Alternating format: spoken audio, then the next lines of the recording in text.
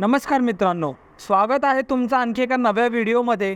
तर मित्रांनो, आज आपण या व्हिडिओमध्ये महाराष्ट्रामध्ये जो आणखी एक नवीन समृद्धी महामार्ग होणार आहे त्याबद्दलची संपूर्ण माहिती पाहणार आहोत।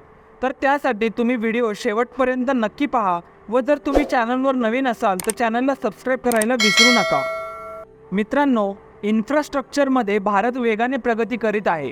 त्याचेच एक पुढचे पाऊल म्हणून मध्य भारताला दक्षिण पूर्व भागाशी थेट जोडण्याचा निर्णय केंद्र शासनाने घेतला आहे।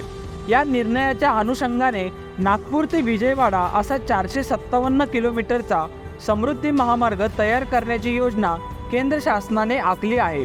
या 457 किलोमीटरच्या महामार्ग बांधकामावर 14,666 कोटी रुपये खर्च होणार असल्याचे सांगितले जाते।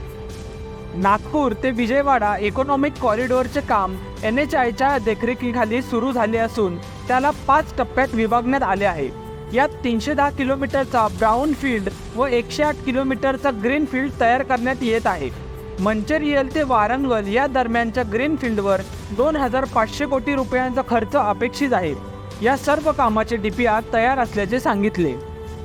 हा HMIद्वारे महाराष्ट्र, तेलंगणा आणि आंध्र प्रदेश राज्यातून संरेखित केलेला 4 पदरी रस्ता राहणार आहे। या कॉरिडॉरचे बांधकाम, ब्राउनफील्ड अपग्रेड आणि ग्रीनफील्डचे संयोजन भारतमाला परियोजना फेज 1 कार्यक्रमाअंतर्गत माल वाहतुकीची कार्यक्षमता सुधारणे आणि बंदर कनेक्टिव्हिटीद्वारे निर्यातीला चालना देण्याचे प्राथमिक उद्दिष्ट ठेवून केले जात आहे।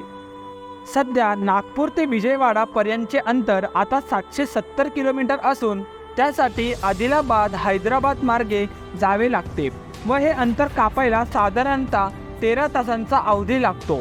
परंतु नागपूर ते विजयवाडा हा थेट एक्सप्रेस हायवे तयार झाल्यानंतर सदर अंतर 457 किलोमीटर राहणार असून ते 5 ते 6 तासात कापता येणार आहे। दरम्यान HNIचे अद्याप प्रकल्पाचा तपशिलावर अहवाल ऑनलाईन उपलब्ध केलेला नाही। हा आर्थिक कॉरिडॉर 2027 पर्यंत पूर्ण करण्याचे उद्दिष्ट ठेवण्यात आले आहे। हा महामार्ग चंद्रपूर जिल्ह्यातील वरोरा, भद्रावती पुढे बल्लारपूर या तालुक्यातून जाणार आहे। ही माहिती मिळताच चंद्रपूर जिल्ह्यातील संबंधित विभागाच्या काही अधिकाऱ्यांनी मर्जीतील दलालांना हाताशी धरून शेतजमिनी खरेदी करण्यासाठी लगबग सुरू केली आहे।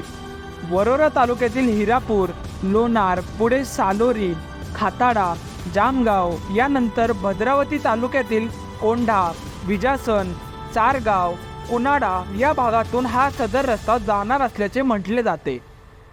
तर मित्रांनो, नागपूर ते विजयवाडा अशा होणाऱ्या नव्या समृद्धी महामार्गाबद्दल तुमचे काय विचार आहेत कमेंटमध्ये सांगायला विसरू नका।